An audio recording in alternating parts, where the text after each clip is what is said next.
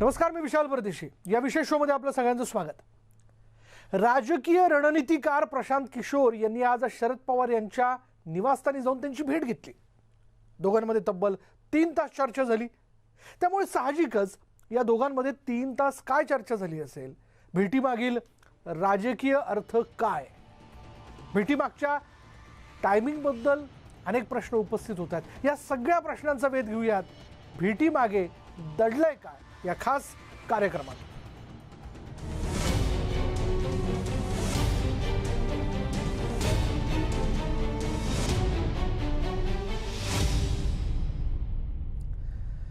बंगालमध्ये मोदींचा विजयरथ रोखणारे निवडणूक रणनीतिकार प्रशांत किशोर यांनी राष्ट्रवादी काँग्रेस पक्षाचे अध्यक्ष शरद पवार यांची भेट घेतली आणि त्यांच्यामध्ये 3 तास दीर्घ चर्चा झाली. मात्र त्यांच्या या बंद दाराआड झालेल्या चर्चेमुळे राजकीय चर्चांनाही उधाण आलंय. 2011 पासून मोदी सरकारच्या विजयाचे प्रणेते म्हणून प्रशांत किशोर यांनी महत्त्वपूर्ण भूमिका बजावली होती. आता त्यांनी शरद पवारांची भेट घेतली आणि त्यामुळे त्यांच्या भेटीची कारणं काय आहेत याची राजकीय वर्तुळात चर्चा सुरू आहे. गेल्या निवडणुकीतल्या लोकसभा विधानसभेच्या वेळी प्रशांत किशोर यांनी शिवसेनेला देखील राजकीय आडाखे बांधण्याकरता मदत केली होती आणि त्यामुळे सत्तेच्या सारीपाटावर आता पुढे राष्ट्रवादीची चाल नेमकी कोणत्या दिशेनं जाणार याबद्दल सर्वांच्याच मनात उत्सुकता लागली आहे.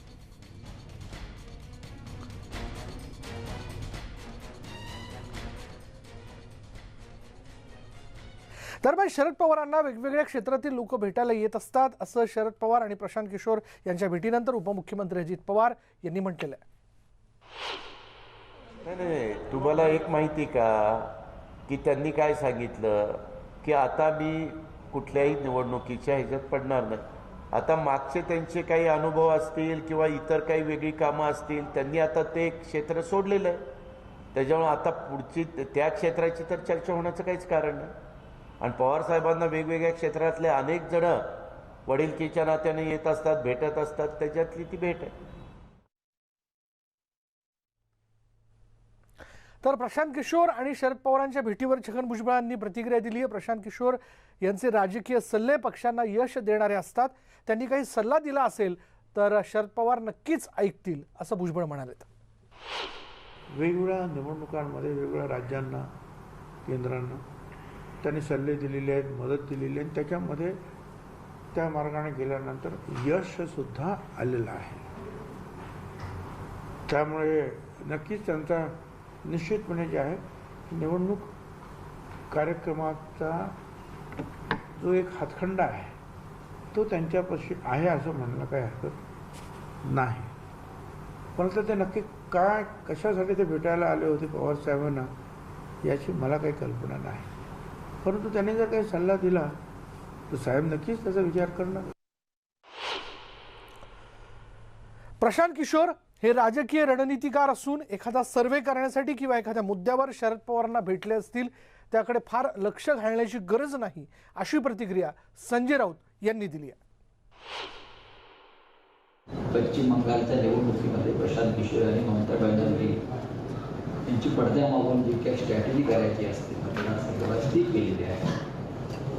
त्यात त्यांना यश मिळालं. कदाचित ती माहिती समजून घेण्यासाठी, त्याला सर्वे करण्यासाठी अनेक राजकीय नेते त्यांच्या संपर्कात असतात, राजकीय पक्ष संपर्कात असतात.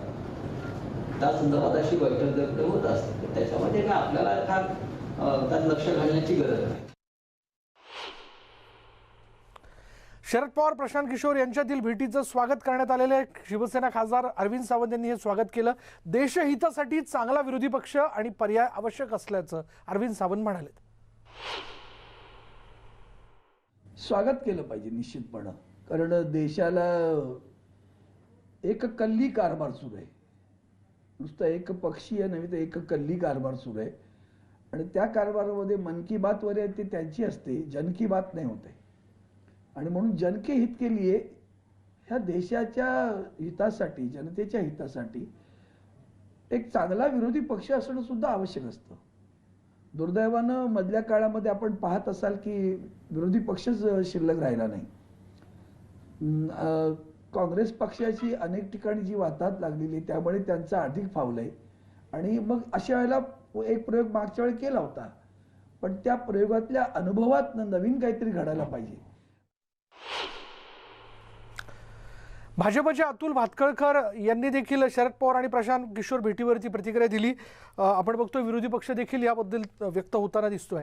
याच विषयी आपण आज चर्चा करणार आहोत. आपल्यासोबत आहेत आमचे प्रतिनिधी सागर कुलकर्णी, त्याचबरोबर आपल्यासोबत आहेत आमचे प्रतिनिधी उदय जाधव, ज्येष्ठ पत्रकार विजय चोरमारे सर देखील आहेत आणि थेट दिल्लीवरनं आहेत ज्येष्ठ पत्रकार व्यंकटेश केसरी. मी सागर कुलकर्णी यांच्यापासून सुरुवात करतो. सागर, सिल्वर ओकवरची कोणतीही भेट हा चर्चेचा विषय ठरते आणि राष्ट्रवादी काँग्रेसला 22 वर्ष पूर्ण झालेली, नुकताच त्यांनी त्यांचा वर्धापन दिन साजरा केला. त्यानंतरची ही भेट, सध्या देशात घडणाऱ्या वेगवेगळ्या घडामोडी याबद्दल काय प्रतिक्रिया येतात? विशाल, आजची जी भेट झालेली आहे पवार आणि प्रशांत किशोर यांची, याच्याकडे दोन दृष्टिकोनातून पाहायला हवं आहे. एक तर राष्ट्रीय आणि दुसरं प्रादेशिक. त्याचं प्रमुख कारण आहे की नुकत्याच पश्चिम बंगालच्या निवडणुकीमध्ये ममता बॅनर्जी यांनी जे मिळवलेलं यश आहे आणि अर्थात भाजपाचा झालेला सुपडा साप त्या ठिकाणी, कारण की भाजप भलेही जागा जितक्या मिळवल्या त्याच्यामध्ये जास्त मानत असलं तरी त्यांना अपेक्षित यश मिळालं नाही ही वस्तुस्थिती आहे. आणि याचा दावा खुल्या पद्धतीने समाज माध्यमांवर प्रशांत किशोर यांनी छातीठोक केला होता आणि तो खरा ठरलाय. यामुळे राजकारणामध्ये, राष्ट्रीय राजकारणामध्ये प्रशांत किशोर यांचं वलय परत एकदा वाढलंय. विशेष म्हणजे प्रादेशिक पक्षांवर प्रशांत किशोर यांचं वलय अधिक आहे. याचं आपण जर उदाहरण घ्यायचं असेल तर 2019च्या निवडणुकीत सुद्धा प्रशांत किशोर यांचंच नियोजन आदित्य ठाकरे यांच्या राजकीय यात्रांमध्ये होतं असं म्हटलं जातं आणि शिवसेनेच्या कॅम्पेनमध्ये सुद्धा त्यांनी पूर्ण काम केलं होतं असंही म्हटलं जातं. अशा सगळ्या परिस्थितीमध्ये दोन स्तरावर, एकतर ममता बॅनर्जी यांना मिळालेलं यश आणि आता UPA मधलं ममता बॅनर्जी यांचा वाढलेला प्रस्थ जर पाहायचं असेल तर अशा काळामध्ये शरद पवार हे काँग्रेसवर एक प्रकारे दबाव वाढवण्याचं काम करावं लागणार आहे. कारण की आपणास माहीत आहे, भलेही वारंवार सामना या मुखपत्रातून राहुल गांधी यांच्याविषयी प्रश्नचिन्ह उपस्थित करत जात असले तरी सामनाच्या मागे संजय राऊत यांचे आणि शरद पवार यांचे किती निकटचे संबंध आहेत हे महाराष्ट्राच्या आणि देशाच्या राजकारणातल्या नेत्यांना कुणाला सांगायची गरज नाही आहे. त्याच्यामुळे कुठे ना कुठेतरी असं एक म्हटलं जातं की काँग्रेसवर देखील UPAचं नेतृत्व करताना इतर प्रादेशिक पक्ष जे अधिक यशस्वी झालेले आहेत त्यांची मूठ बांधण्याचा प्रयत्न शरद पवार करू पाहतायत का? भलेही पश्चिम बंगालच्या निवडणुकीत ते गेले नसले तरी प्रशांत किशोर यांचा शब्द आज ममता बॅनर्जी आणि संबंधित इतर प्रादेशिक पक्षांमध्ये महत्त्वाचा मानला जातोय. अशा दृष्टिकोनातून बघावं लागेल. दुसरीकडे स्थानिक प्रादेशिक विषय जर पाहिला तर महाराष्ट्रामध्ये वारंवार एकमेकांवर शिवसेना आणि राष्ट्रवादी काँग्रेस दबावाचं तंत्र वाढवताना पाहतायत, एकमेकांवर दबाव वाढवतात. तिसरीकडे काँग्रेस देखील कोणता ना कोणता तरी मुद्दा घेत महाविकास आघाडीमध्ये स्वतःचं महत्त्व वाढू पाहत आहे. अशा परिस्थितीमध्ये भविष्यामध्ये कोणती इतर राजकीय अचानक घटना घडल्या आणि काही मध्यावधी निवडणुका लागल्या तर आपलं प्रिपरेशन देखील कशा स्वरूपात असावं याचा देखील विचार केला जाऊ शकतो असं म्हटलं जातं. अर्थात राष्ट्रवादी काँग्रेसचे प्रमुख दोन नेत्यांशी या बाबतीत चर्चा ज्यावेळेस त्यांना विचारण्यात आलेलं आहे त्यांनी याची साफ इन्कार जरी केला असला तरी राजकारणामध्ये अशा गोष्टी उघड पद्धतीने सांगितल्या जात नसतात. सुप्रिया सुळे यांचं देखील राजकारणातलं राष्ट्रीय स्तरावरचं वर्चस्व वाढवण्याचं काम हे अप्रत्यक्षरित्या वेगळ्या माध्यमातून करण्याच्या हालचाली सुरू आहेत की काय अशी देखील एक शक्यता वर्तवली जाते आजच्या भेटीतून. यामुळे वेगवेगळ्या आयामातून, वेगवेगळ्या दृष्टिकोनातून या घटनांकडे बघावं लागणार आहे. उदयकडे मी आता जाणार आहे. उदय, नुकतीच आपण दिल्लीच्या भेटीचा संदर्भ यासाठी मी या क्षणाला समोर आणतोय की त्यावेळी उद्धव ठाकरे आणि नरेंद्र मोदींची झालेली भेट म्हणजे मैत्रीचा विषय. राजकारणात शेवटी मतभेद असू शकतात, मनभेद नाही. पण त्याबद्दल देखील वेगवेगळ्या प्रतिक्रिया राज्यात येताना आपण बघितल्या. आणि आज सिल्वर ओकवरती झालेली ही भेट काय म्हणजे चर्चा तर होणारच असं म्हणत असताना शिवसेनेच्या गोटातनं काय एकूण म्हणजे मुद्दे पुढे येताना दिसत आहेत? विशाल, मुख्यमंत्री उद्धव ठाकरे आणि पंतप्रधान नरेंद्र मोदी यांची दिल्लीमध्ये जी भेट घेतली ती राज्यातल्या विविध 15 विषयांसंदर्भात होती आणि ही बैठक संपल्यानंतर त्यांनी वैयक्तिक देखील भेट घेतलेली आहे पंतप्रधान नरेंद्र मोदी यांची. त्या वैयक्तिक भेटीवरती त्यांनी स्पष्टीकरण देताना मुख्यमंत्र्यांनी दिल्लीत जी पत्रकार परिषद झाली त्यावेळेला त्यांनी स्पष्ट केलं होतं की मी पंतप्रधानांना भेटलेलो आहे. नवाज शरीफांना भेटलेलो नाही आहे. त्यामुळे त्यांनी स्पष्ट केलेलं आहे की जरी आमचे राजकीय मतभेद झाले असले तरी आम्ही नातं टिकवून आहोत. त्याचमुळे शिवसेना पक्षप्रमुख म्हणून आणि महाराष्ट्राचे मुख्यमंत्री म्हणून त्यांनी ही वैयक्तिक भेट घेतली होती. दुसरी, प्रशांत किशोर हे प्रख्यात राजकीय रणनीतिकार आहेत. निवडणूक कशा जिंकाव्या याचा एक नवीन परिपाठ जो आहे, फॉर्म्युला जो आहे तो त्यांनी संपूर्ण देशभर तयार केलेला आहे आणि त्यात त्यांना चांगलं यश देखील मिळालेलं आहे वेगवेगळ्या राज्यांमध्ये. या आधीच्या जे काय बिहार असेल किंवा उत्तर प्रदेश असेल किंवा हरियाणा असेल, इथे त्यांनी जे काय काम केलं किंवा आता सर्वात जे लेटेस्ट उदाहरण दिलं जातं, ताजं उदाहरण पश्चिम बंगालमध्ये त्यांनी खूप जोरदार काम केलं आहे. त्याची प्रशंसा देखील मोठ्या प्रमाणात झालेली आहे. त्यामुळे तशीच कामगिरी आपल्या राज्यात आणि आपल्या पक्षासाठी करावी अशी सर्वच पक्षांची आहे. त्यात आता राष्ट्रवादी काँग्रेसने आघाडी घेतलेली आहे. आज जी काय महत्त्वाची बैठक पार पडलेली आहे सिल्वर ओक येथे, राष्ट्रवादी काँग्रेस पक्षाचे अध्यक्ष शरद पवार यांच्यासोबत प्रशांत किशोर यांची जी महत्त्वाची बैठक झालेली आहे, या बैठकीत निश्चितच पुढील महाराष्ट्रात होऊ घातलेल्या निवडणुकांसंदर्भात रणनीती ठरली असण्याची जी काही शक्यता आणि एकूणच अंदाज वर्तवले जात आहेत. त्यानुसारच आता जवळपास 3.5 वर्ष राहिलेले आहेत राज्यातल्या विधानसभा आणि लोकसभा निवडणुकीसाठी.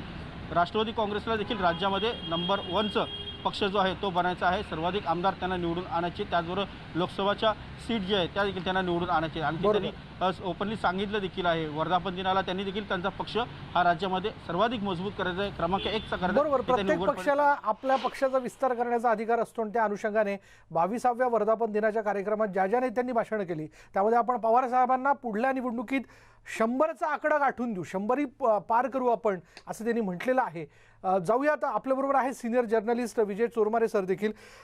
चोरमारे सर, आजच्या या भेटीकडे आपण या अर्थाने बघावं का की ही भेट आणि या भेटीतला एक राजकीय रणनीतिकार आणि एक मुरब्बी नेता एकत्र येत आहेत तर दिल्लीतली समीकरणं बदलतील? विशाल, एक गोष्ट लक्षात घ्यायलापैकी ही भेट दिल्लीच्या राजकारणाच्या दृष्टिकोनातूनच झालेली आहे. कारण महाराष्ट्राच्या राजकारणाच्या दृष्टीने या भेटीला फार महत्व आहे असं मला वाटत नाही. 2024च्या लोकसभा निवडणुकांच्या साठी आतापासून जर आपण तयारी केली नाही तर नरेंद्र मोदी आणि भारतीय जनता पक्ष यांचा सामना विरोधकांना करता येणार नाही, हे स्पष्ट आहे. अशा परिस्थितीत आता एकूण कोविडची परिस्थिती हाताळताना देशपातळीवर मोदींना जे अपयश आलेलं आहे ते ठळक अपयश असताना सुद्धा एकूण त्यांची कोंडी करण्यात विरोधकांना तेवढं यश आलेलं नाही. अशा परिस्थितीत जर 2024च्या निवडणुकांची तयारी आतापासून सुरू केली नाही तर त्यांचा सामना आयत्या वेळी काहीतरी तात्पुरत्या आघाड्या उभ्या करणं आणि एक माध्यमातून आभासी चित्र निर्माण करणं, त्यातून काहीच साध्य होणार नाही. त्याची नीट आतापासून जर रणनीती आखली तर त्यांचा सामना करणं शक्य होईल, हे मला वाटतं प्रशांत किशोर यांच्यासारख्या रणनीतिकाराला माहित आहे. आणि अशा परिस्थितीत एकूण या देश पातळीवर महत्वाची भूमिका कोण पार पाडू शकतं तर शरद पवार हे त्यातलं महत्वाचं नाव आहे. म्हणजे ज्यांचे सर्व डाव्या पक्षांच्या पासून ममता बॅनर्जींच्या पासून जे युपीए मध्ये एनडीए मध्ये नसलेले सगळे घटक पक्ष आहेत, त्या बहुतेक सगळ्या घटक पक्षांच्या नेत्यांचे अत्यंत सौहार्दाचे आणि अत्यंत राजकारणाच्या पलीकडचे व्यक्तिगत संबंध आहेत. तर यातल्या जास्तीत जास्त पक्षांना भारतीय जनता पक्षाच्या विरोधातल्या आघाडीत एकत्र कसं आणता येईल. म्हणजे अनेक पक्ष असे आहेत की त्यांचे राज्य पातळीवर परस्परांच्या विरोधात आहेत, पण अशा पक्षांनाही काही तडजोडी करून केंद्रातल्या सरकारच्या विरोधात त्यांची आघाडी बांधण्याच्या दृष्टीनं काय पावलं टाकावी लागतील. अगदी उत्तर प्रदेशाच्या येणाऱ्या निवडणुकीत सुद्धा आता दिसतंय चित्र की तिथं समाजवादी पक्ष आणि लोकदल हे एकत्र येत आहेत. पण तिथं भारतीय जनता पक्षाचा पराभव करायचा असेल तर आणखी कोणत्या समविचारी पक्षांना काँग्रेसला घेण्यासाठी काय करावं लागेल किंवा काँग्रेसला घ्यावं किंवा नाही, अशा सुद्धा अनेक गोष्टी असतील. त्या दृष्टीने शरद पवार काही महत्वाची भूमिका बजावू शकतात का? कारण आता पश्चिम बंगालच्या निवडणुकीमध्ये भारतीय जनता पक्षाला रोखल्यानंतर जो विरोधकांना एक आत्मविश्वास आलेला आहे, मला वाटतं उत्तर प्रदेशच्या निवडणुकीत जर भारतीय जनता पक्षाचा पराभव केला तर तो आत्मविश्वास आणखी वाढेल आणि लोकसभा निवडणुकीचा सामोरं जाताना सगळे विरोधी पक्ष समर्थपणे मोदींचा आणि भारतीय जनता पक्षाचा मुकाबला करू शकतील. मला वाटतं त्याची तयारी आतापासून करावी किंवा कसं या संदर्भात ही भेट मला वाटतं महत्वाची असू शकते. व्यंकटेश केसरी सर, यापूर्वी आपण बघितलं की मोदींचा रथ रोखण्यासाठी म्हणून विरोधकांची एक मोट बांधावी आणि त्याला एक चेहरा असावा या दृष्टीने वारंवार चर्चा होताना दिसते. अशा वेळी या भेटीतनं प्रादेशिक पातळीवरची ही तयारी म्हणायची की दिल्लीच्या पातळीवर आता यापुढे आपण कसं जायला हवं याबद्दलची ही तयारी म्हणायची? असं आहे की ही प्रादेशिक आहे किंवा राष्ट्रीय आहे यापेक्षा महत्त्वाचं असं की मोदी यांना चेक कसा करता येईल, त्यांना रोखता कसं येईल याच्या पद्धतीनं चर्चा सर्व राजकीय पक्षात होत असतात. त्यासाठी प्रशांत किशोर यांच्या सांगण्याची गरज नसती. एक नेता एक आघाडी असं एवढ्या लोकांनी होऊ शकत नसतं, कारण भारतीय राजकारणामध्ये अनेक कॉन्ट्रडिक्शन्स असतात. बरोबर. प्रत्येक प्रादेशिक म्हणजे आता असं आहे की स्पष्ट सांगायचं म्हणजे भारतीय जनता पक्षाला रोखण्यासाठी काँग्रेस एकटी क्षमता नाही, काँग्रेसची क्षमता नाही आहे. प्रादेशिक पक्ष त्यांच्या राज्यात भाजपला रोखू शकतात हा विश्वास पश्चिम बंगालच्या निवडणुकीने दिलेला आहे. त्याच्यानंतर त्याच्या तामिळनाडू असेल किंवा इतर जे राज्य आहेत, आंध्र आहे, कर्नाटक आहे, आंध्र आहे, तेलंगणा आहे, महाराष्ट्रात काही प्रमाणात आहे. तर इथे भारतीय जनता पक्षाला रोखायचं असेल तर प्रादेशिक पक्षांचं त्यांनी आपली एक संघर्षाची भूमिका घेतलेली आहे. प्रश्न असा आहे की राष्ट्रीय स्तरावरती आघाडी होऊ शकेल का, या म्हणजे त्यामध्ये प्रशांत किशोर यांची भूमिका काय. शरद पवारांनी यापूर्वीच तसे प्रयत्न केलेले आहेत आणि ते प्रयत्न कायम म्हणजे चालूच असतात, त्याला कधी खीळ बसत नसते. कारण जोपर्यंत भारतीय जनता पक्ष मजबूत आहे आणि त्यांनी आता काँग्रेस मुक्त केल्यानंतर प्रादेशिक पक्ष मुक्त जर किंवा विरोधी पक्ष मुक्त जर त्यांना भारत करायचा असेल तर कुठे ना कुठेतरी विरोध होणारच आहे. प्रशांत किशोर ही कोणाचा निरोप घेऊन आले, स्वतःहून आले की व्यावसायिक दृष्ट्यातून आले, म्हणजे हे कळायला काही मार्ग नाहीये. का शरद पवारांनी त्यांना बोलवलं आणि समजून घेण्याचा प्रयत्न केला, किंवा नवीन जे निवडणुकीचं तंत्र आणि मंत्र आहे याच्याविषयी शरद पवारांना जर काही माहिती घ्यायची असेल आणि त्या पद्धतीनं त्यांना त्यांच्या पक्षाची जर बांधणी करायची असेल तर तो होऊ शकतो. परंतु असे की एक भूमिका अशी मांडली जाते की भारतीय जनता पक्षाच्या विरुद्ध आघाडी करायचं असेल तर त्यामध्ये काँग्रेस पाहिजे. पण काँग्रेस राज्यामध्ये काँग्रेसची प्रकृती क्षीण होत चाललेली, ते निवडणुका हरत चाललेले आहेत. मग आता काँग्रेसला काँग्रेस दुसऱ्या कुठल्या प्रादेशिक पक्षाच्या नेतृत्वाखाली काम करेल का, नेत्याखाली काम करेल का, हा एक भाग आहे. तिसरी गोष्ट अशी की ज्या काँग्रेसची स्पेस घेऊन पक्ष वाढले, मग तो जगनमोहन रेड्डी यांचा वायएसआर काँग्रेस असेल, चंद्रशेखर राव यांचे तेलंगणा राष्ट्र समिती असेल, किंवा जे आणखीन जे बाकीचे पक्ष आहेत ते, किंवा लालू यादव यांचा आरजेडी असेल, किंवा मुलायम सिंग यादव यांचा समाजवादी पक्ष असेल, तर ही यांच्या भूमिका काय आहेत. कारण प्रादेशिक पक्षाची एक कॉन्क्रीट भूमिका शेवट पण कधी राहिलेली नाही, हा आपला इतिहास आहे. आणि कुठलाही पक्ष पहिल्यांदा स्वतःला वाचवतो आणि नंतर त्याचा विस्तार करतो. तर ह्या गोष्टीमध्ये आता निष्कर्ष करणं अवघड आहे. परंतु 2024ची तयारी तर राजकीय पक्ष करतच असतात. ते प्रशांत किशोर हे कशासाठी आले, कोणाकडनं आले, स्वतःहून आले तर त्यांचा अजेंडा काय, त्याला राजकारणात यायचं की सूत्रधार म्हणून राहायचंय, पडद्यामागून भूमिका करायची की एक प्रोफेशनल एजन्सी काढायची, या गोष्टी काही माहिती नाहीत. ते अर्धवट राजकीय आहेत. याच्यासाठी काही काळ त्यांनी जनता दल युनायटेड मध्ये त्यांनी काम केलेलं आहे, पण नितीश कुमारचं मतभेद होऊन ते बाहेर पडले. आता ते कुठल्या पक्षात नाहीत, पण ते किंग मेकर आहेत का, हाही भाग आहे. म्हणजे जसं मी मगाशी आपण बोलताना असं म्हणालो होतो की पश्चिम बंगालचा विजय हा ममता बॅनर्जी का प्रशांत किशोरचा आहे, किंवा आंध्रातला विजय हा जगनमोहन रेड्डीचा किती आणि प्रशांत किशोरचा किती. तर ह्या सर्व गोष्टी राजकीय पक्षाचे लोक फार मायक्रो लेवलवरती काम करतात, विचार करत असतात, आणि कुणाची किती शक्तिस्थान आहेत, कुणाच्या कमकुवत बाजू आहेत याचा विचार करतात. त्यामुळे प्रशांत किशोर याचा अजेंडा अजून तरी स्पष्ट झालेला नाहीये. त्यांची प्रॉक्झिमिटी महाराष्ट्रात ती शिवसेनेबरोबर दिसती, कारण काँग्रेस आणि राष्ट्रवादीपर्यंत अजून ते उघडपणे आलेले नाहीयेत. बरोबर. त्यामुळे ह्या गोष्टी अनफोल्डिंग आहेत. पुढे काय काय होतं हे पाहावं लागेल. सर, अधिक काही प्रश्न आहेत, जे प्रश्न खरं तर आपण उत्तराच्या माध्यमातून तपासून बघूयात. काय मुद्दे आणखी समोर येतात आपल्या बोलण्यातनं हे आम्हाला जाणून घ्यायचं आहे. पण यानंतर वेळ झाली का ब्रेक घेऊयात. पहा फक्त न्यूज 18 लोकमत.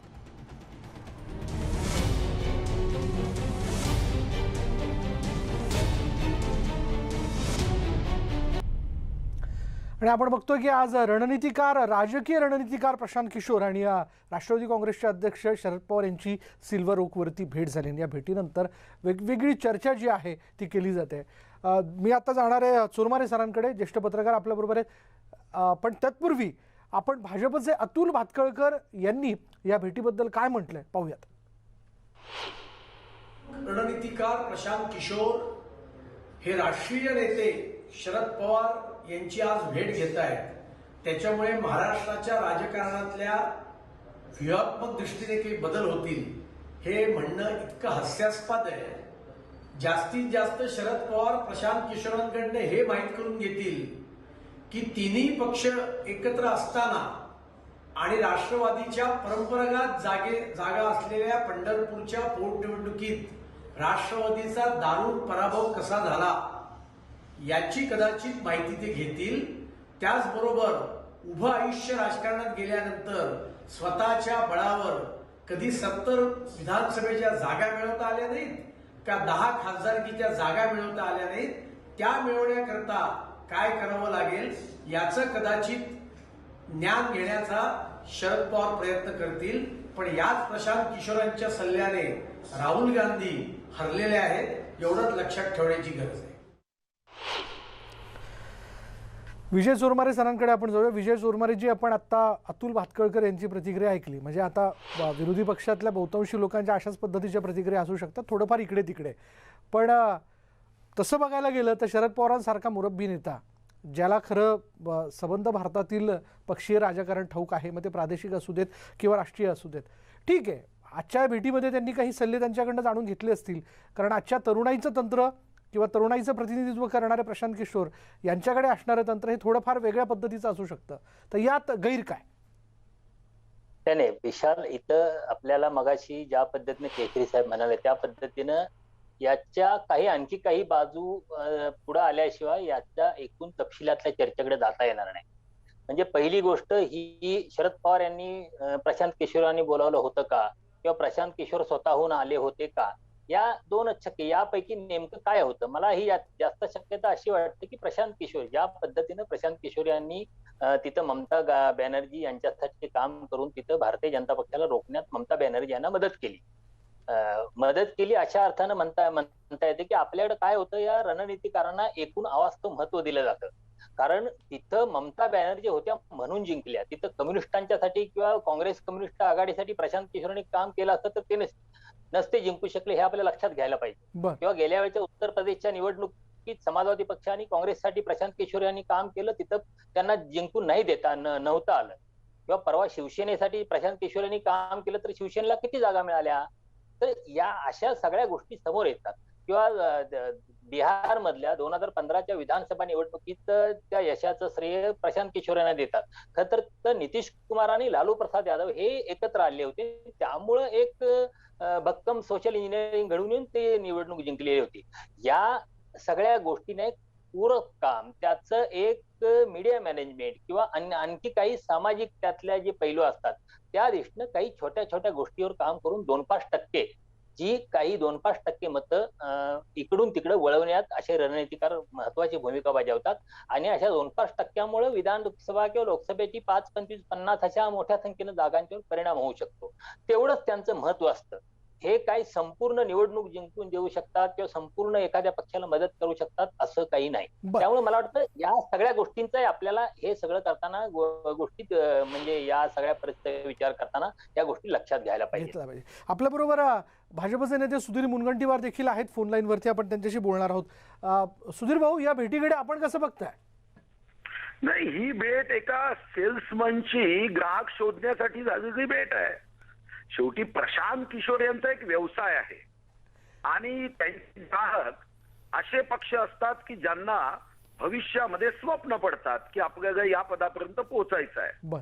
आता प्रशांत किशोरजी असं स्वप्न पाहणाऱ्या ग्राहकांना सोशल मीडिया किंवा इतर माध्यमातून आर्थिक जी काही त्यांची देण्याच्या संदर्भामध्ये किंमत निश्चित होते, त्या किमतीच्या आधारावर मग ते ग्राहक आणि विक्रेता अशी तर करार होतो. त्यामुळे प्रशांत किशोरजीची भेट म्हणजे काही 2 राजकीय नेत्यांची भेट नाही. हे साधारणतः सोशल मीडिया मधून जी काही त्यांची एजन्सी आहे ती एजन्सी धारकाची एक भेट आहे. धन्यवाद आमच्याशी बोलल्याबद्दल.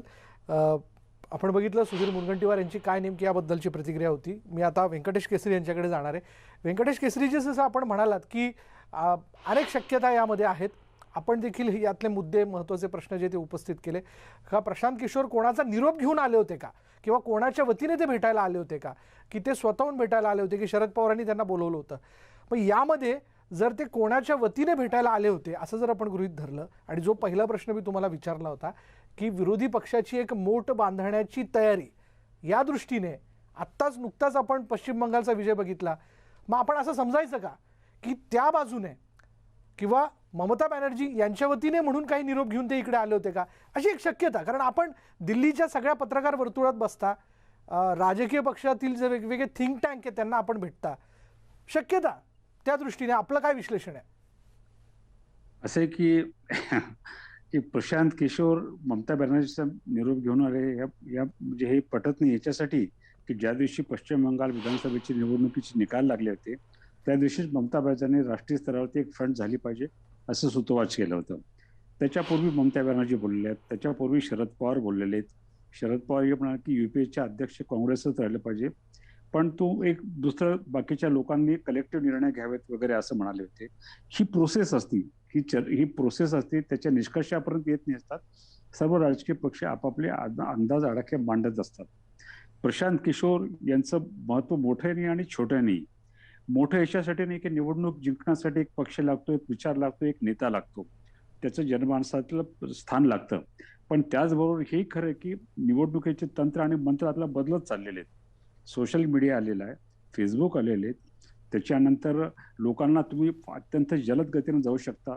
ते कदाचित जुन्या नेत्यांना किंवा जुन्या पक्षांना ते माहिती नसेल, तर प्रशांत किशोर यांनी ही भूमिका 2014 साली भारतीय जनता पक्षासाठी केली होती, नंतर प्रादेशिक पक्षासाठी केली होती. उत्तर प्रदेशमध्ये सुद्धा ते काही काळ काँग्रेसबरोबर काम करत होते. म्हणजे त्यांची एक भूमिका आहे, त्यांचा एक रोल आहे, त्यांची स्पेस आपण नाकारू शकत नाही. परंतु त्यांची स्पेस म्हणजे ते राजकीय पक्षांपेक्षा मोठे, नेत्यांपेक्षा मोठे असे नाही आहेत. परंतु राजकारणाच्या प्रवाहामध्ये अशा गोष्टी चालत असतात. भारतीय जनता पक्ष कडवट झालेला महाराष्ट्रातला आपण ज्या आता 2 प्रतिक्रिया दाखवल्या त्यावरून कळतं ते. परंतु मग हे जर प्रशांत किशोर इकडे आल्यानंतर ते एक सेल्समनत वगैरे होते, तर मोदींच्या बरोबर ते गेले त्यावेळेस कोण होते हा एक भाग होतो. आणि जनता दल युनायटेड मध्ये त्यांनी जावं, त्यांची शिफारस करणारे अमित शहा होते की त्यांनी नितीश कुमारला सांगितलं यांना तुम्ही उपाध्यक्ष करा म्हणून. म्हणजे प्रशांत किशोर हे पूर्णपणे प्रोफेशनल नाहीत, पूर्णपणे राजकीय नाहीत, परंतु त्यांना काहीतरी करायचंय. त्यांना स्वतःचं ठीक आहे इंटरेस्ट असू शकतात प्रत्येकाचे, त्यांना वाटतं की ह्या सर्व सध्याच्या राजकारणामध्ये त्यांना एक स्पेस मिळेल, त्याप्रमाणे ते मार्केटिंगही करतात, फिरतातही. परंतु हे खरं की महाराष्ट्रातून त्यांनी शरद पवारांशी बोलणं हे महत्वाचं, याच्या दोघांच्या दृष्टीने महत्वाचं आहे. आणि त्याच्यामुळे फार परिवर्तन होणार असं नाही. असं आहे की महाराष्ट्रामधले हे तिन्ही पक्ष कशामुळे एकत्र आहेत, ते भारतीय जनता पक्षाचं स्ट्रॉंग तिथं मजबूत स्वरूप असल्यामुळं त्या पक्षांनी या तिघांना एकत्र केलेलं आहे. उद्या भारतीय जनता पक्ष समजा उदाहरणार्थ कमजोर झाला, म्हणजे स्थानिक स्वराज्य नुसतात, तर हे 3 पक्ष एकत्र राहतील का? तोच भाग असतो. राजकारण हे शेवटी पुल्स अँड प्रेशरवरती चालतं ते, आणि प्रत्येकाला स्पेस पाहिजे, ती सुप्रिमसी पाहिजे असते. तर त्यामुळं हे इंटरेस्टिंग डेव्हलपमेंट आहे. आणि मी जसं म्हणालो की आज ती काही कळणार नाही, परंतु हळूहळू कळत जाईल की प्रशांत किशोर यांनी काय सांगितलं. समजा उदाहरणार्थ शिवसेनेमध्ये काही बदल झाला असेल कार्यपद्धतीमध्ये, काँग्रेसच्या कार्यपद्धतीत बदल असेल, राष्ट्रवादीच्या झाला असेल, तर कुठे ना कुठे हे पर्क्युलेट होत जातं. ते भारतीय जनता पक्षाला सुद्धा महाराष्ट्रात रिलेव्हन्स ठेवायचं असेल तर त्यांना सुद्धा काळाप्रमाणे बदलावं लागणार आहे. बरोबर. अधिक आपल्याला चर्चा करायची केसरी सर, चोरमारे सर, खास करून मला आता ह्याही मुद्द्याकडे यायचं की या भेटीमध्ये सुप्रिया सुळे आणि रोहित पवार उपस्थित होते, पण अजितदादा काही उपस्थित नव्हते. आता यावरनं देखील मोठी चर्चा होताना दिसते. चला, याबद्दलचं विश्लेषण काय असू शकतं हे आपल्याला जाणून घ्यायचं, पण वेळ झाली का ब्रेक घेऊयात. पहा फक्त न्यूज 18 लोक.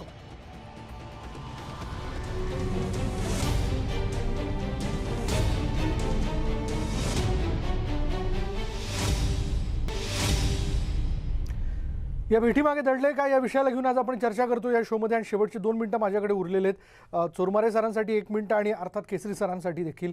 मला सरांकडे जायचं आहे. चोरमारे सर, आपण आजच्या भेटीमध्ये अजित पवार उपस्थित नव्हते, याचा काय नेमका अर्थ लावायचा? नाही, मला त्यात काही विशेष वाटत नाही. तर कारण असं की अजित पवार उपमुख्यमंत्री आहेत आणि त्यांचे म्हणजे सरकारी किंवा अन्य लोकांच्या गाठीभेटींचे असे वेगळे कार्यक्रम खूप दिवस आधी ठरलेले असतात. मला वाटतं त्या व्यस्ततेमुळं इथं त्यांची उपस्थिती मला दिसत नाही. तसं पाहिलं तर मग आपण जयंत पाटलांच्या संदर्भात सुद्धा म्हणायला पाहिजे, कारण ते राष्ट्रवादी काँग्रेसचे प्रदेशाध्यक्ष आहेत, ते सुद्धा नाहीत. तेही मंत्री आहेत, त्यांच्या व्यस्ततेमुळे ते मला वाटते उपस्थित नसतील.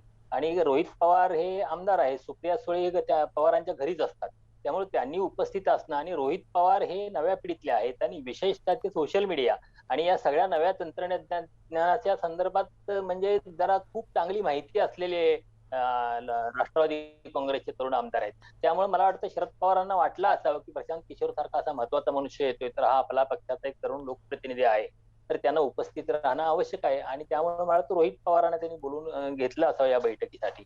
आणि अजित पवार नाही त्याच्या संदर्भात काय मला वाटतं फार वेगळा अर्थ काढण्यात फारसं त्यातनं साध्य होणार नाही, कारण त्यांची एकूण व्यस्तता आपण अजितदादांची बघितली तर अशा जर आयत्या वेळी भेट ठरली असेल मला वाटतं त्यांची तिथं अनुपस्थिती स्वाभाविक आहे. बर, याच भेटीबद्दल अरविंद सावंत यांनी काय म्हटलं बघा. शरद पवार जर पंतप्रधान झाले तर आम्हाला आनंद होणार असल्याची प्रतिक्रिया शिवसेनेचे खासदार अरविंद सावंत यांनी व्यक्त केली आहे. पवार साहेबांच्या मार्गदर्शनाखालीच हे सरकार आलं ना. आमच्या संजय राऊतांनी त्या सगळ्यांत त्या तो जो काही घडला बदल त्यामध्ये त्यांचं सुद्धा जे त्यांचं सहभाग आहे हा मोठा आहे. त्या सगळ्या प्रकरणात घडवून आणलं त्यांनी. पण त्या धुरीण कोण त्याचं, आदरणीय शरद पवार साहेब वयाने ज्येष्ठ आहेत, अनुभवाने ज्येष्ठ आहेत, सगळंच आहे ना. केंद्र सरकारमधील सगळा अनुभव आहे त्यांना. आणि म्हणून आम्हाला कधी मनात येत नाही असं. उलट ते मराठी आहेत, अनुभवी आहेत, आणि ते जर देशाचे पंतप्रधान होत असतील तर मला वाटत नाही आम्हाला काही शंका यावी, तुसतुसावं, काय गरज नाही. मराठी माणूस तिथं जाऊन बसेल त्याच्यासारखा आनंद नसेल आम्हाला. आणि जाऊयात आता केसरी सरांकडे. केसरी सर, आपण ऐकलं अरविंद सावंत यांची प्रतिक्रिया. शेवटी राजकारणात कोणत्याही पदापर्यंत जायचं असेल तर सभागृहातली आपल्या पक्षाची इतर पक्षांची असणारी पाठिंब्यात लागणारी आकडेवारी हा देखील महत्त्वाचा मुद्दा असतो. पण तशी काही एक तयारी का?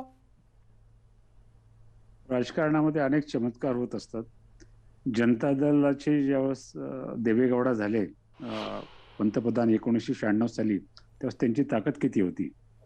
त्या राजकारणामध्ये हे दबाव गट असतात. त्यामध्ये आपण ठीक आहे, महत्त्वाचा भाग आहे तुमच्याकडे बहुमत पाहिजे, हे याच्याशिवाय तुम्ही सरकार चालवू शकत नाही, सरकार बनवू शकत नाही.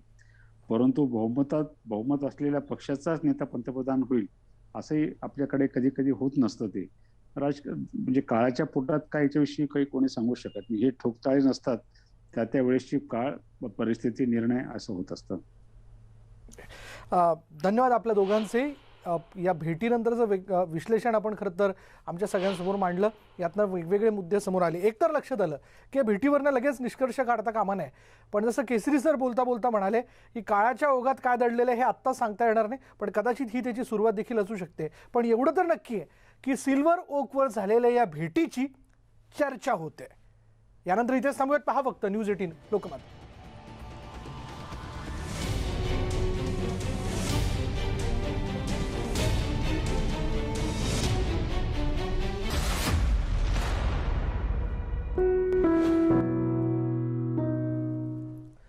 ब्रेकनंतर बघूयात. कोरोनाच्या दुसऱ्या लाटेनंतर लोक आता जागरूक होतात आणि आता लस आणि लसीकरणासाठी नागरिकांच्या लसीकरण केंद्राबाहेर रांगा लागत आहेत. पण जम्मू काश्मीरचं एक गाव असं आहे जिकडे अनेक अडचणी असून सुद्धा लसीकरण करण्यायोग्य सर्वांचं लसीकरण झालेलं आहे. ते गाव आहे बांदीपोरामधील वेयान गाव.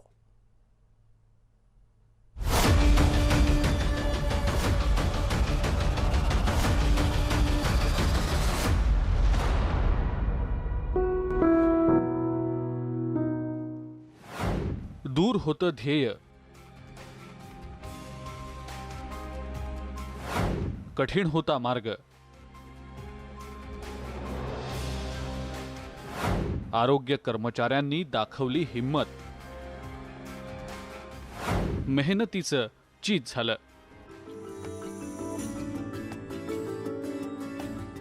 हे ट्विट पाहिल्यावर आपल्याला अभिमान वाटेल, कारण ज्या ठिकाणाबद्दल हे ट्विट आहे त्या ठिकाणी पोहोचणं हेच मुळात खूप कठीण काम होतं. पण संपूर्ण देशात सर्वात आधी याच गावात लसीकरणाचं लक्ष गाठलं गेलेलं आहे. एक इलाका विविन का इलाका है जहाँ पे 8-10 किलोमीटर जो कि ट्रैकिंग का रूट रहता है वहाँ पे पहुँचने के लिए, और 2 से 3 घंटे का ट्रैक करके ये जो हमारी वैक्सीनेटर्स और ये विलेज लेवल टीम है वहाँ पे पहुँची, और वहाँ पे पूरी तैयारी के साथ जाके जो वहाँ पे 100% का टारगेट वैक्सीनेशन का वहाँ पे अचीव किया गया है. 100% लसीकरणाच्या बाबतीत जम्मू काश्मीरच्या बांदीपोरामधल्या या वेयान गावानं बाजी मारलेली आहे. संपूर्ण देशात हे पहिलं असं गाव आहे ज्या गावात सर्व प्रौढांचं लसीकरण झालेलं आहे. ये टीम हमारे गांव में आई है, इसने आकर यहाँ पर हमारे गरीब गांव को वैक्सीन की हुई है. मैं लाख शुक्र पाता है इस टीम का जिन्होंने हमारे आगे गांव में हमारे बूढ़े को और हमारे जवानों को वैक्सीन की हुई है. आरोग्य कर्मचाऱ्यांचे गावकऱ्यांनी आभार मानलेले आहेत. देशभरातून लोक त्यांचं कौतुकही करतायत. पण हे काम तितकंसं सोपं नव्हतं आणि याचं सर्वात महत्त्वाचं कारण होतं या गावामध्ये पोहोचण्यासाठीचा एकमेव रस्ता. ये बस्ती बेसिकली एक नोमैड्स की बस्ती है. ये ज़्यादा नहीं रहते यहाँ, ये फिर समर्स में ऊपर जाते हैं अपने मवेशी को लेकर. उस हिसाब से हमारे लिए बहुत ज़रूरी बनता था कि हम इन तक पहुँचेंगे. एक काळ असा होता की कोरोना प्रतिबंधक लसीबद्दल अनेक प्रकारच्या अफवा पसरवल्या गेल्या होत्या. पण तरीही बांदीपोरा जिल्ह्यातलं हे वेयान गाव लसीकरण मोहिमेसाठी एक आदर्श उदाहरण म्हणून समोर आलेलं आहे. Bureau report, news 18 network.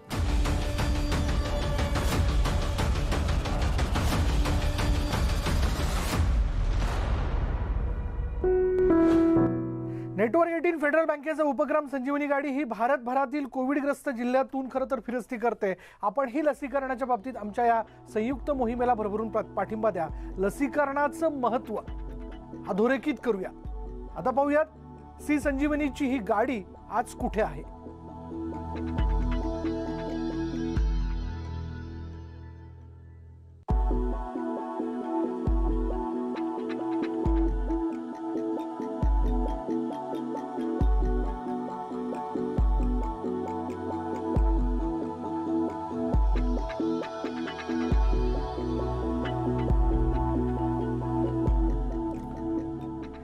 Federal bank आणि नेटवर्क 18 संयुक्त विद्यमाने राबवत असलेल्या संजीवनी अ शॉर्ट ऑफ लाईफ या उपक्रमात आम्ही सर्व नागरिकांना लसीकरण करून घेण्याचं आवाहन करतोय.